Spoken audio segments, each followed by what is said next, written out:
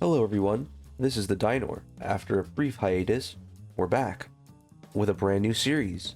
Starting off in the middle of the One Piece manga, we're going to dive right into chapter 1149, titled 1 Second. If you guys would like me to go back and cover the beginning of this arc, all the way through current, or even previous arcs, let me know in the comments below. Alright, diving right into it. There's no cover page this week with Yamato. We're just skipping that. There was a color spread, but I'm here for the lore. So we're not cutting away to the other crew members, or like Loki and Luffy or Frankie. And everyone's surprised. Everyone's freaking out. Usopp's like, what in the world? And these guys haven't met Scopper yet. So they're just like, what? Who in the world is this? They just see some crazy old guy coming in, chopping up this terrifying madman that's holding them captive. And he actually does do real significant damage to Summers. Unlike Saint Saturn and the other Gorosei, or even Usopp attacking Gunko in an earlier chapter and blowing her apart only for them to regenerate fully with no damage or even pain. Saint Summers is actually bleeding and his hand isn't regenerating. So whatever sort of hockey ability that Summers is using is preventing this regeneration. I'm not sure if it's an infusement of armament hockey or conqueror's hockey or something we just haven't even seen before. But whatever he's doing, we need to know. The Straw Hats need this power up. But getting back into the chapter, Usopp is sitting here freaking out like, why is this working? What's going on? What is happening? Who are you? And Scopper Gabon, just like the cold, cool cat he is, he's like, I'm a bit rusty. Hits him with a nice axe twirl and just assaults Summers. And to Summers' credit, he does try and fight back. He tries to put up some thorn barriers, but it's not enough. He just has to step back. Like, he just can't withstand the power that Scopper Gabon is wielding in his singular axe. And even Summers is like, Mountain Eater, why are you here? What are you doing here? And Scopper's on a mission here. He's not playing around. He's trying to get through Saint Saturn's. Like, he is a hurdle in his way. He's not the end goal. He's trying to get to Colin and save the kids. Like, that is his ultimate end goal. And this is just in his way. So he's not here trying to play around. He's going full on, full out power mode here. And while Scopper and Saturn are having their little duel, Nami's explaining who the hell Scopper is. How she and Luffy and Sanji and all them met him earlier and ended up getting their asses whooped by him. And even Jinbei's like, oh, I've heard of him before. He's the left hand of the Pirate King, and he's just as good as Rayleigh. Right after this, we get, I gotta say, like the best thing ever. I love this. I'm so happy. Chopper hiding away in Saul's beard while all of this is going on. He's sitting there like, what's going on? These attacks that Scopper is dishing out are just actually working. What is this? How come? And he's questioning it, and he's trying to figure out how it's working. It's like, yes, finally, some of these other Straw Hat members are actually doing stuff. They're gonna get their power-ups. Hopefully. We really need to see some power-ups from a lot of these people, like Chopper, Frankie, Usopp, Robin. This might be the tease into the power-ups we're gonna be getting for everyone, because they gotta be able to contend with the Gorosei somehow. And if the Holy Knights can do this too, yeah, they need it. At the same time that Chopper is sitting here trying to figure out what's going on with the powers, Robin's trying to break out of the vines that Summers is holding them in. But Jinbei's like, no, just don't bother. You're gonna just hurt yourself, and you're not using armament hockey with it. Like, it's not worth it. It's just not. It's a bad matchup.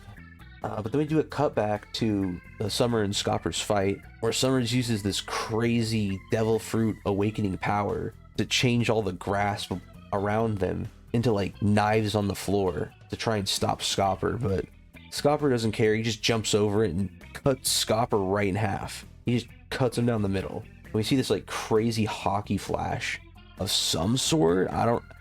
It's just hard to tell because it doesn't look like his axe is completely like decked out in armament hockey, but like you can see the hockey shining off of the axe as he's like attacking. So it's weird. We'll have to see more about it. But yeah, he completely just decapitates this man and just continues running. Like he's just like, I gotta go, Colin, wait. And all the Straw Hats are just sitting there dumbfounded, like, what? Huh? And then Chopper once again just becomes the GOAT this arc. And he jumps out of hiding. He chases after Scopper, and he's like, how is he able to cut someone who's immortal? This could be critical information. I mean, that's amazing. This was supposed to be Usopp's arc. Usopp was supposed to be the one getting the power up, and here's Chopper coming in, trying to figure out how to kill the Holy Knights, basically. And this is good, because they were just completely overwhelmed in an Egghead. Like, they got completely lucky with Emeth and Joy Boy's hockey just existing and being an option for them. So this time they need to be able to do that on their own. We cut back to Killingham, and he's at the school, and they're burning it to the ground. The giant teacher's just breaking down crying. She was the one that set fire to the school, and she just can't stand the sight of it. Killingham pulls out a bow and a fire arrow and lights the library on fire, and it immediately just sets ablaze. And with the captive Straw Hats being so close to the library, they're able to see it ignite. All the hard work of the giant is just basically going up in an instant. Then we finally get back to Gunko and her walk the plank-esque punishment for the kids, and Killingham reports in, letting her know that mission accomplished, school, libraries burning, they don't have to kill the kid. And it's so sad. She's walking back off the plank, and she's crying, and she's apologizing, and she's like, I'm sorry for being alive.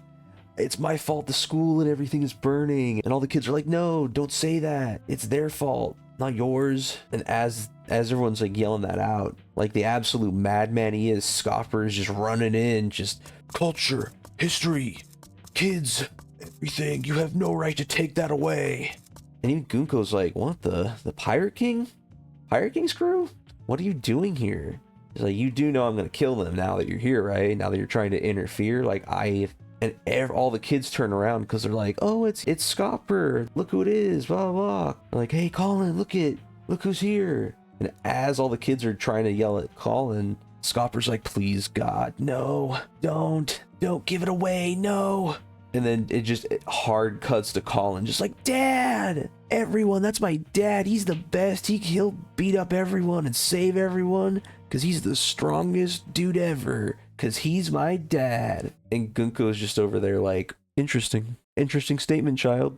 And Scopper realizes what's immediately about to happen, and he just changes course from Gunko to Colin. That was the correct move, because it hard cuts once again to Gunko with a lance to Colin's throat. And Colin's just sitting there like, oh my God, get off of me. Gunko then, like a true psychopath, is like, oh, off you? Oh, well, if you insist.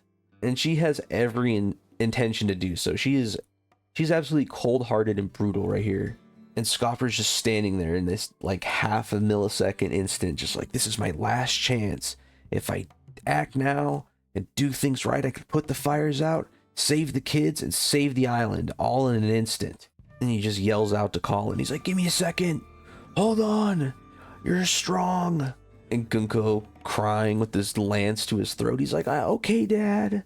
I'm a warrior of Elbaf. He's like, you can do it. And at the same time, we can see an insight to Scopper's thoughts, and he's like, just bear with it for now. I'll save you. And Gunko just drops a cold line. A life taken cannot be returned. Scopper realizes what she means by this. I mean, it's obvious, right? But then just to tug at the heartstrings a little more, we get to see Colin, Ripley, and Scopper immediately after giving birth. And you can just see the love that Scopper has for Colin. Even calls him his treasure. And coming from a pirate, that's huge. And Gunko just inches closer, and she starts to pierce Colin's flesh with the spear.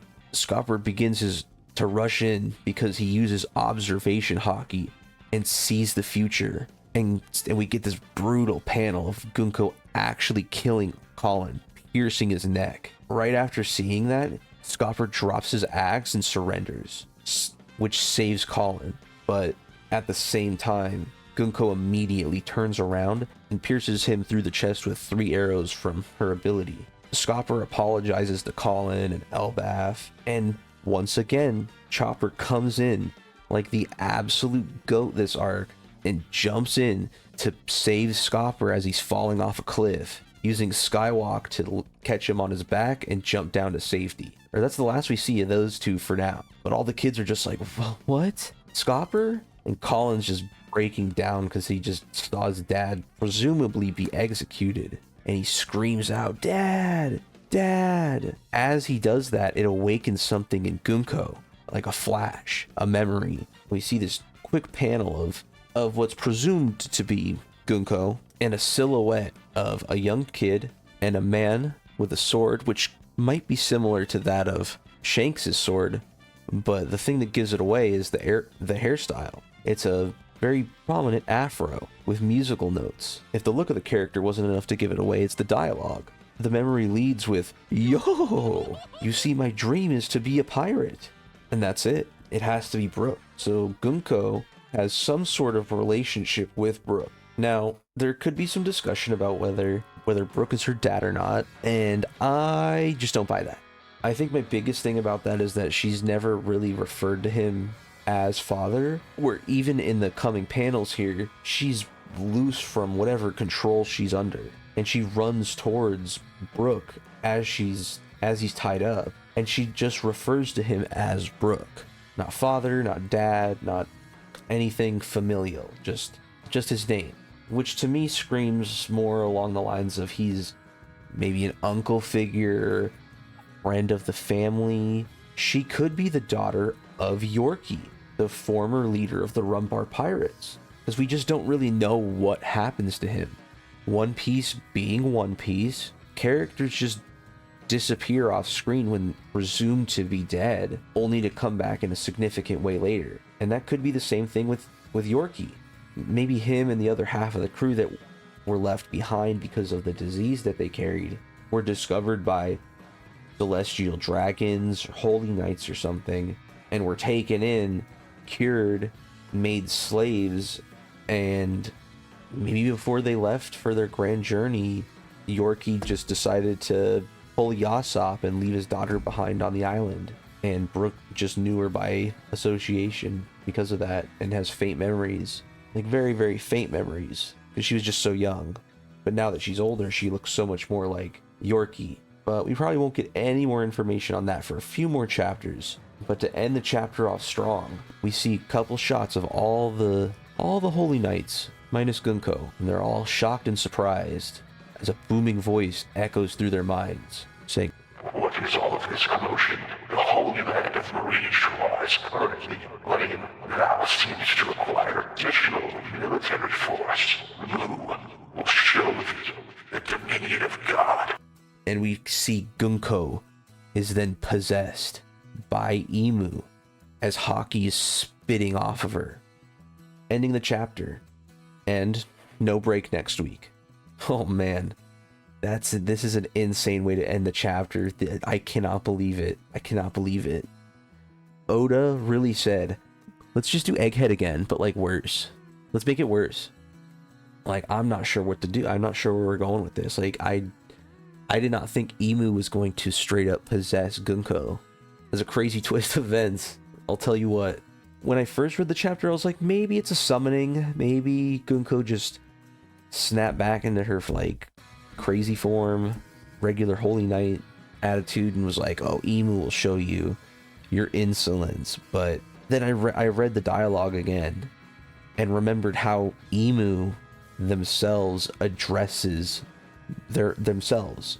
Everyone refers to Emu as Lord Emu, Emu-sama, some sort of title, some sort of reverence, whereas Emu will say Moo, like Moo will have breakfast, Moo will go to bed.